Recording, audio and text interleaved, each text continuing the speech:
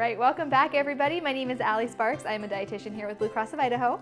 And today we're going to be making a summer Zing Smoothie, something super simple for breakfast that you can make ahead of time if you needed to, that'll be still cool and refreshing during those summer months.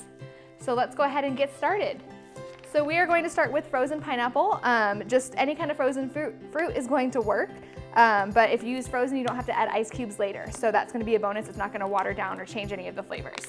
So we're going to pour this directly into our blender, and we want to add a little bit of protein. So we are going to add a little bit of almond milk as well as some Greek yogurt as opposed to water.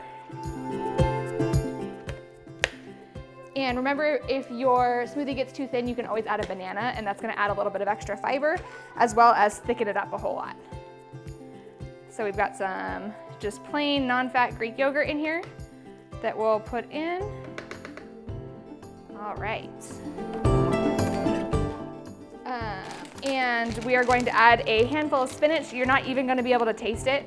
It's going to change the color, but it's going to add, again, just some extra fiber, extra vitamins and minerals, all kinds of good stuff like that. Last but not least, we'll throw in a little bit of orange juice just to brighten up that flavor a little bit, give it a little bit more of that summer zing, and we'll blend it up.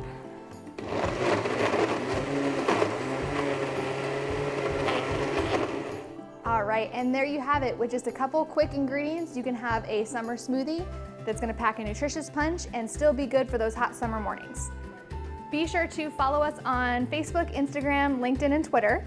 And remember to comment below what kinds of things you want to see on the show. We will see you next time.